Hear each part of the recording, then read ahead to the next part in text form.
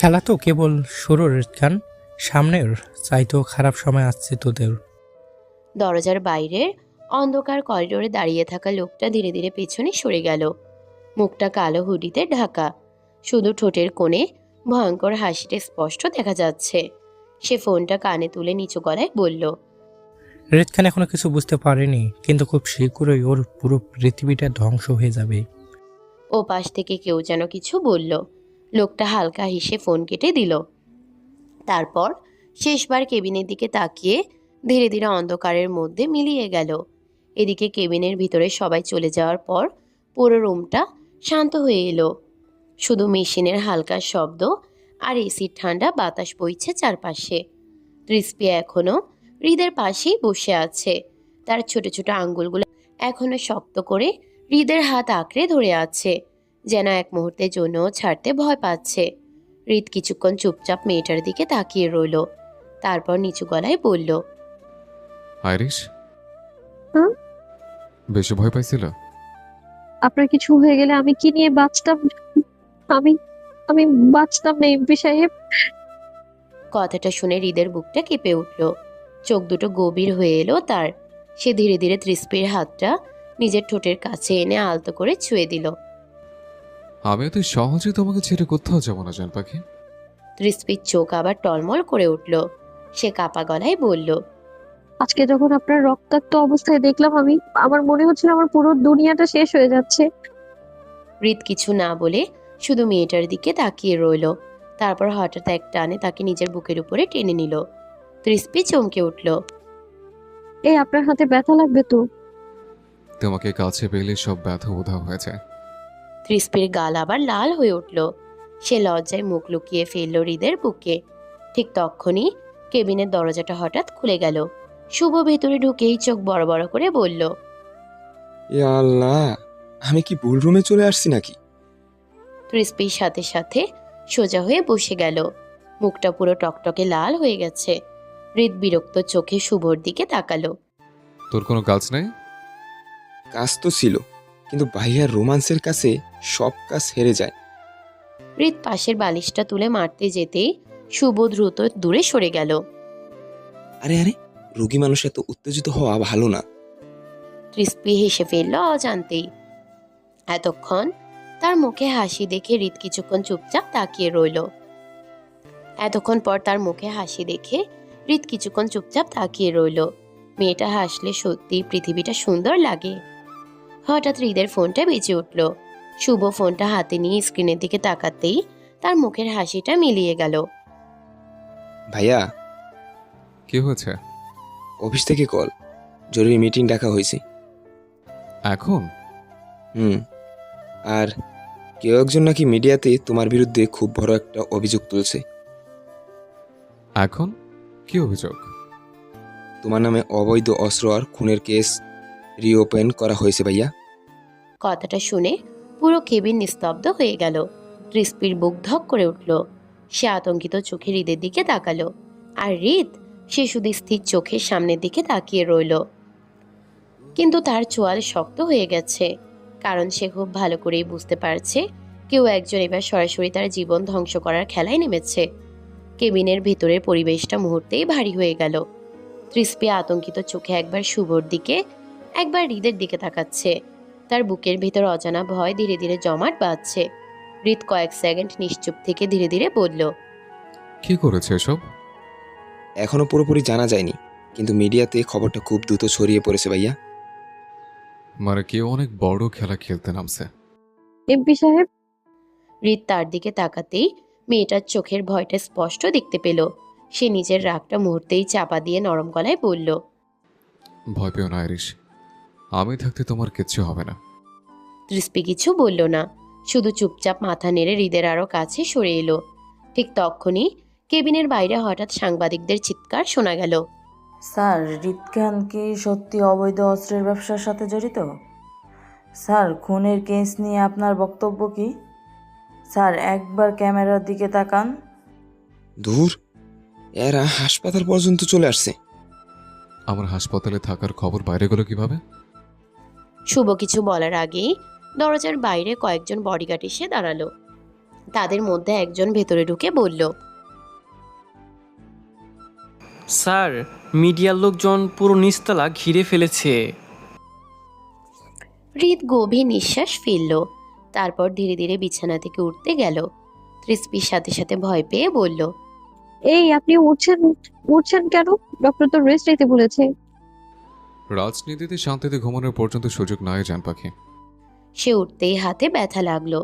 মুখটা হালকা কুঁচকে গেল। তৃষ্পির বুক মোচড় দিয়ে উঠল। সে দ্রুত হৃদকে ধরে বলল। প্লিজ এখন কোথাও যাবেন না। হৃদ কয়েক সেকেন্ড মেয়েটার দিকে তাকিয়ে রইল।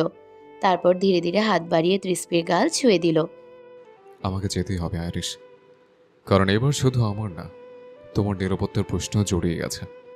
মানে? হৃদ কিছু বলার আগেই হঠাৎ শুভর ফোন আবার বেজে উঠল। শুভ ফোন রিসিভ করতেই তার মুখের রং বদলে গেল। কি? ভাইয়া, বাড়িতে হামলা হয়েছে। কি বলছিস? আম্মু আর বাকিরা ঠিক আছে, কিন্তু কেউ একজন পুরো বাড়ি তছনছ করে শুধু একটা জিনিস খুঁজছিল। কি জানিস? তোমার স্টাডি রুমের সেই পুরনো ফাইলটা। হৃদের চোখ মুহূর্তেই ভয়ঙ্কর হয়ে উঠল, কারণ সে খুব ভালো করেই জানে ওই ফাইলের ভেতরে এমন একটা সত্য লুকিয়ে আছে যেটা প্রকাশ পেলে পুরো দেশের রাজনীতি কেঁপে উঠবে। আর সেই সত্যের সাথে জড়িয়ে আছে তৃষ্পির বাবার মৃত্যুর রহস্য। তৃষ্পি যেন নিজের কানকেই বিশ্বাস করতে পারছিল না। তার বুকের ভেতরটা ধক করে উঠল। আমার বাবার মৃত্যুর রহস্য মানে? কাপা কাপা গলায় কথাটা বলতেই পুরো কেবিন নিস্তব্ধ হয়ে গেল। শুভ অস্বস্তিতে হৃদের দিকে তাকালো। আর হৃদ, সে কয়েক সেকেন্ড চুপচাপ দাঁড়িয়ে রইল।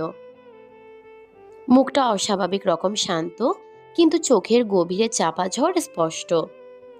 তৃষ্পি ধীরে ধীরে হৃদের হাত চেপে ধরল। এমপি সাহেব কিছু বলুন, আমার বাবার মৃত্যুর সাথে ওই ফাইলের কি সম্পর্ক? আইরিশ, আজকে যেটা শুনবা সেটা হয়তো তোমার পুরো জীবনকে বদলে দেবে। তৃষ্পির বুক কেঁপে উঠল। হৃদ কিছুক্ষণ নিচের দিকে তাকিয়ে থেকে বলতে শুরু করলো। তোমার বাবা কখনো সাধারণ মানুষ ছিল না, উনি সরকারের একটা গোপন প্রজেক্টে কাজ করতেন। বাবা? হুম, তোমার বাবা খুব সৎ মানুষ ছিলেন, কিন্তু উনি এমন কিছু তথ্য জেনে গিয়েছিলেন যেটা দেশের অনেক বড় বড় মানুষের মুখোশ খুলে দিতে পারত। শুভ গম্ভীর মুখে দাঁড়িয়ে আছে।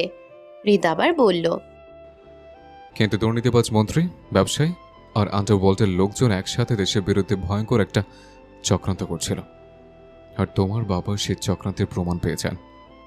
তাহলে বাবার মৃত্যুটা? ওটা কোনো অ্যাক্সিডেন্ট ছিল না আইরিশ। কথাটা শুনেই তৃষ্পির পুরো শরীর জমে গেল। চোখ দুটো মুহূর্তেই পানিতে ভরে উঠল। না না, এটা মিথ্যা। আইরিশ, শান্ত হও। মানে আমার বাবাকে খুন করা হয়েছিল? হৃদ ধীরে ধীরে চোখ নামিয়ে নিল। সেই নীরবতাই উত্তর দিয়ে দিল সবকিছুর। তৃষ্পি হাউমাউ করে কেঁদে উঠল। এত বছর ধরে সে ভেবেছে তার বাবা একটা দুর্ঘটনায় মারা গেছে, অথচ সত্যিটা এত ভয়ঙ্কর ছিল। হৃদ তাকে শক্ত করে জড়িয়ে ধরল। আমি অনেক আগে থেকে সব জানতাম, কিন্তু তোমাকে বলতে পারিনি। কেন? কারণ যারা তোমার বাবাকে মেরেছে তারা খুব ক্ষমতাশালী, আর আমি চাই না তুমি বিপদে পড়ো। ঠিক তখনই শুভ হঠাৎ জানালার দিকে তাকিয়ে চিৎকার করে উঠল। ভাইয়া, নিচে কেউ আছে। হৃদ মুহূর্তেই তৃষ্পিকে নিজের পিছনে সরিয়ে নিল। পরের সেকেন্ডেই জানালার কাঁচ ভেঙে একটা গুলি সোজা ভেতরে ঢুকে এলো। তৃষ্পি ভয় পেয়ে চিৎকার করে উঠল। হৃদ দ্রুত তাকে নিচে ঝুঁকিয়ে নিজের বুকের মধ্যে আগলে ধরল। আর কয়েক ইঞ্চির জন্য গুলিটা হৃদের মাথা মিস করে দেয়ালে গিয়ে লাগলো। পুরো কেবিনে আতঙ্ক ছড়িয়ে পড়ল। শুভ দ্রুত পিস্তল বের করে জানালার দিকে তাক করলো। স্নাইপার! হৃদের চোখ মুহূর্তেই ভয়ঙ্কর লাল হয়ে উঠল। সে দাঁত চেপে নিচু গলায় বলল, খেলাধুলা সত্যি শুরু হয়ে গেছে। গুলির শব্দটা যেন পুরো হাসপাতাল কাঁপিয়ে দিল। নার্সদের চিৎকার, বাইরে দৌড়াদৌড়ি, সব মিলিয়ে মুহূর্তের মধ্যে বিশৃঙ্খলা ছড়িয়ে পড়ল। তৃষ্পি এখনো ভয়ে কাঁপছে। হৃদের শার্ট শক্ত করে আঁকড়ে ধরে আছে। তার নিঃশ্বাস দ্রুত উঠানামা করছে। হৃদ নিচু হয়ে তার মাথায় হাত রেখে ফিসফিস করে বলল, আইরিশ, ভয় পেও না, আমি আছি তো। শুভ দ্রুত জানালার পাশে গিয়ে নিচে তাকালো, কিন্তু ততক্ষণে কালো একটি গাড়ি হাসপাতালের গেট পেরিয়ে দ্রুত বেরিয়ে যাচ্ছে। দূর, পালিয়ে গেছে। হৃদের চোখ ভয়ঙ্কর ঠান্ডা হয়ে উঠল। সে ধীরে ধীরে উঠে দাঁড়ালো। হাতে ব্যথা লাগলেও সেদিকে কোনো খেয়াল নেই তার। তার পুরো মনোযোগ এখন একটাই, কে এই খেলা খেলছে। ঠিক তখনই কেবিনের দরজা খুলে কয়েকজন বডিগার্ড ভেতরে ঢুকে পড়ল। স্যার আপনি ঠিক আছেন? পুরো হাসপাতাল লকডাউন করো, কেউ বের হতে যেন না পারে। জি স্যার। এমপি সাহেব ওরা আপনাকে মেরে ফেলতে চায়, আমার খুব ভয় লাগছে। হৃদ কয়েক সেকেন্ড চুপচাপ তার দিকে তাকিয়ে রইল। তারপর ধীরে ধীরে এগিয়ে এসে তৃষ্পির মুখটা দুই হাতে ধরল। আমার কিচ্ছু হবে না, ভয় পেও না তুমি, সব ঠিক হয়ে যাবে। কারণ এখন আমার বাঁচার সবচেয়ে বড় কারণ হলে তুমি। তৃষ্পির চোখ আবার ভিজে উঠল। সে কিছু বলতে যাবে ঠিক তখনই স্যার আমরা নিচে একটা লোককে ধরেছি, সে পালাতে গিয়ে আটকে পড়েছে আমাদের হাতে। উপরে নিয়ে আসো। কয়েক মিনিট পর দুজন লোক একটা আহত মানুষকে ধরে কেবিনে আনলো। লোকটার মুখে রক্ত, চোখে আতঙ্ক। হৃদ ধীরে ধীরে তার সামনে গিয়ে দাঁড়ালো। কে পাঠিয়েছে তোদেরকে? আমি দ্বিতীয়বার প্রশ্ন করতে পছন্দ করি না। আমি কিছু জানি না স্যার, আমাকে শুধু বলা হয়েছিল ওই ফাইলটা যেভাবেই হোক নিয়ে আসতে। কে বলেছিল? আমাদের বস। নাম কি? লোকটা কিছু বলতে যাবে ঠিক তখনই ঠাস, হঠাৎ করেই লোকটার কপালে গুলি লাগলো। তৃষ্পি চিৎকার করে উঠল। শুভ দ্রুত দরজার দিকে তাক করলো পিস্তল, কিন্তু বাইরে কেউ নেই। লোকটা মাটিতে লুটিয়ে পড়ল। পুরো কেবিন নিস্তব্ধ। হৃদের চোখ ধীরে ধীরে ভয়ঙ্কর হয়ে উঠল। সে দাঁত চেপে বলল। মানে শত্রু হাসপাতালের ভেতরেও আছে? তৃষ্পির বুকের ভেতরটা আবার ধক করে উঠল। সে ভয় পেয়ে হৃদের আরো কাছে সরে এলো। ঠিক তখনই হৃদের ফোন বেজে উঠল। স্ক্রিনে নামটা দেখে তার চোখ মুহূর্তেই বদলে গেল। ডিরেক্টর মাহের। হৃদ কল রিসিভ করতে ও পাশ থেকে গম্ভীর কণ্ঠ ভেসে এলো। রিদ খান, ফাইলটা এখনো তোমার কাছে আছে? হ্যাঁ। তাহলে সময় খুব কম, কারণ যারা তিস্পির বাবাকে মেরেছিল তারা এখন তোমাদের দুজনকে শেষ করতে চাইছে। আপনি সব জানতেন? হ্যাঁ, আর এখন তোমাকে একটা সত্য জানাতে হবে। কি সত্য? তিস্পির বাবা মারা যাওয়ার আগে একটা নাম লিখে গিয়েছিলেন, আর সে নামটা তোমাদের খুব কাছের একজন মানুষের। পুরো কেবিন নিস্তব্ধ হয়ে গেল। তৃষ্পির বুক কেঁপে উঠল। হৃদ ধীরে ধীরে বলল। কার নাম? ও পাশ থেকে ভেসে এলো একটা উত্তর, আর সেই নামটা শুনে হৃদের চোখ মুহূর্তেই বিস্ময়ে বড় হয়ে গেল। অসম্ভব। কেবিনের ভেতরের বাতাসটা যেন মুহূর্তেই ভারী হয়ে গেল। তৃষ্পি আতঙ্কিত চোখে হৃদের দিকে তাকিয়ে আছে। হৃদের মুখটা অস্বাভাবিক রকমের শক্ত হয়ে গেছে। শুভ অস্থির গলায় বলল। ভাইয়া, কে? কার নাম বললো? হৃদ কয়েক সেকেন্ড চুপ করে দাঁড়িয়ে রইল। তারপর ধীরে ধীরে ফোনটা নামিয়ে আনলো। তার চোখ দুটো ভয়ঙ্কর ঠান্ডা। সামির খান। কি? কিন্তু উনি তো... আমাদের ছোট চাচা শুভ। আমরা সবাই ভেবেছিলাম চাচা রোড অ্যাক্সিডেন্টে মারা গেছে, কিন্তু সেরকম কিছু হয়নি। চাচা ধরা পড়ে যাওয়ার ভয় নিজেকে মৃত্যু দাবি করে ঘুরে বেড়াচ্ছে। হৃদের গলায় এবার তীব্র ঘৃণা স্পষ্ট। তৃষ্পির বুক ধক করে উঠল। মানে উনি আমার বাবার মৃত্যুর সাথে জড়িত? শুধু জড়িত নয় রিস, পুরো প্ল্যানটার পেছনে ছিল উনি। তৃষ্পির মাথাটা ঝিমঝিম করতে লাগলো। এত বড় সত্যিটা সে যেন মানতেই পারছে না। না না, এটা হতে পারে না। ঠিক তখনই কেবিনের দরজার বাইরে ভেসে এলো ধীর তালি দেওয়ার শব্দ। বাহ, অবশেষে সত্যিটা জেনে গেলে তোমরা। সবাই একসাথে দরজার দিকে তাকালো। দরজার সামনে দাঁড়িয়ে আছে একজন মাঝবয়সী লোক। কালো স্যুট পরা, ঠোঁটের কোণে অদ্ভুত হাসি। তৃষ্পি অবাক হয়ে তাকিয়ে রইল। শুভ সামির খানের দিকে ঘৃণা ভরা দৃষ্টিতে তাকালো। হৃদ দাঁত চেপে বলল। চাচা আপনি এখানে? অনেকদিন পর দেখলাম তোমাদের দুই ভাইকে একসাথে। হৃদ, গুলি করার আগে হাসপাতাল চারপাশে আমার লোক আছে, সেটা মনে রেখো। আপনি এখানে কেন? নিজের ভাতিজাদের দেখতে আসলাম, শুনলাম আহত হয়েছে। নাটক বন্ধ করুন। আমার শ্বশুরকে কেন মেরেছিলেন? কেবিন নিস্তব্ধ হয়ে গেল। সামির খান কয়েক সেকেন্ড চুপ থেকে হালকা হাসলো। কারণ উনি বেশি জেনে ফেলেছিলেন। তৃষ্পির চোখ দিয়ে টপ টপ করে পানি পড়তে লাগলো। লোকটা আবার বলল, তোমার বাবা খুব সৎ মানুষ ছিলেন তৃষ্পি, কিন্তু রাজনীতিতে বেশি সৎ মানুষ বেশি দিন বাঁচে না। চুপ। আমার বাবাকে কেন মেরেছেন আপনারা? কারণ উনি দেশের বড় বড় লোকদের বিরুদ্ধে প্রমাণ জোগাড় করেছিলেন। হৃদের চোখে তখন আগুন জ্বলছে। সে ধীরে ধীরে সামনে এগিয়ে গেল। আমি আপনাকে ছাড়বো না চাচা। তুমি এখনো বুঝছো না রিত, এই খেলায় তুমি অনেক ছোট। সে কোটের পকেট থেকে একটা প্যান ড্রাইভ বের করলো। এটার ভেতরে এমন কিছু ভিডিও আছে যেগুলো প্রকাশ হলে পুরো দেশ তোমাকে অপরাধী ভাববে। কি ভিডিও? খুনের। কথাটা শুনে তৃষ্পির বুক কেঁপে উঠল। সামির খান ধীরে ধীরে বলল, ভিডিওতে দেখা যাবে রিত খান নিজের হাতে মানুষ খুন করছে। মিথ্যে। তৃষ্পি চিৎকার করে উঠল। লোকটা মুচকে হাসলো। সত্যি মিথ্যা কেউ যাচাই করে না মা, মিডিয়া শুধু যা দেখে সেটাই বিশ্বাস করে। আপনি কি চান? ফাইলটা। আর যদি না দিই? তাহলে একে একে তোমার আপন মানুষগুলোকে শেষ করব। তৃষ্পি ভয় পেয়ে হৃদের হাত আঁকড়ে ধরল। হৃদ বুঝতে পারছে লোকটা মজা করছে না। ঠিক তখনই বাইরে আবার গোলাগুলির শব্দ ভেসে এলো। থাম থাম। একজন বডিগার্ড দৌড়ে ভেতরে ঢুকে চিৎকার করে বলল, স্যার, হাসপাতালের নিচে হামলা হয়েছে। দেখলে খেলা কেবল শুরু মাত্র। কথাটা বলেই সে হঠাৎ পকেট থেকে স্মোক বোমা ছুঁড়ে মারল। ধাম। পুরো কেবিন ধোঁয়ায় ভরে গেল। তৃষ্পি ভয় পেয়ে হৃদকে জড়িয়ে ধরল।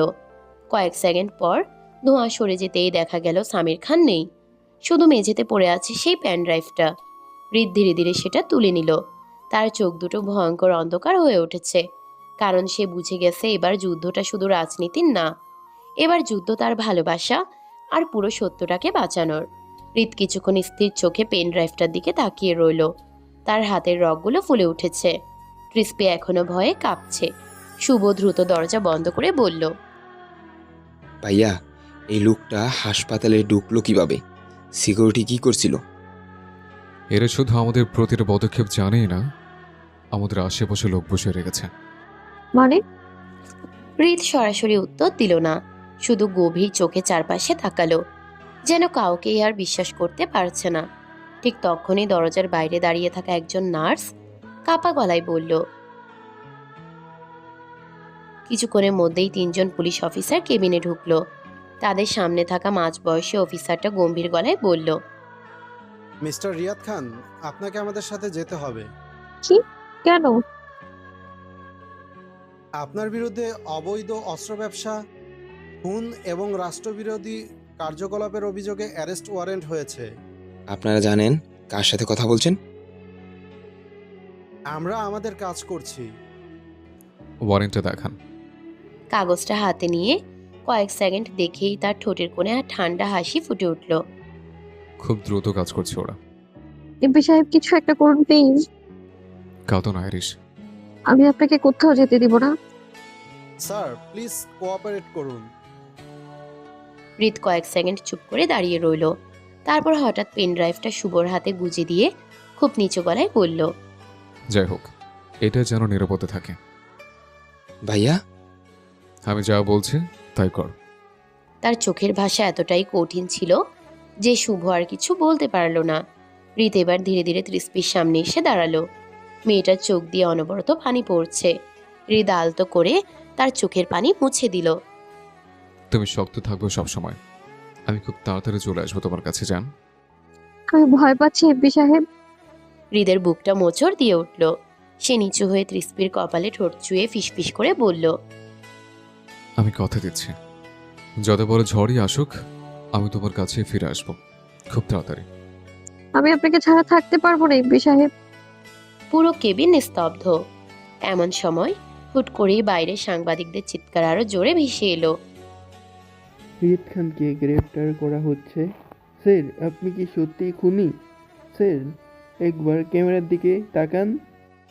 সব মিডিয়া আগে থেকে রেডি ছিল, মানে পুরো প্ল্যানটাই করা। হৃদের চোখ ঠান্ডা হয়ে উঠল।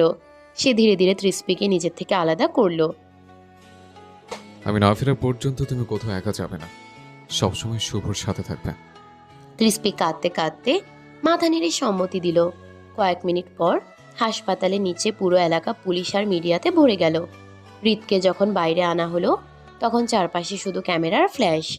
তৃষ্টি দূরে দাঁড়িয়ে সব দেখছে, তার বুকটা ফেটে যাচ্ছে।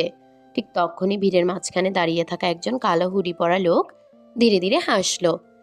তারপর খুব নিচু গলায় বলল, এবার শুরু হবে আসল ধ্বংস হৃদ খান। আর দূর থেকে কেউ একজন মোবাইলে পুরো দৃশ্যটা লাইভ দেখছিল। লোকটার ঠোঁটের কোণে ভয়ঙ্কর হাসি। প্রথম চল সফল।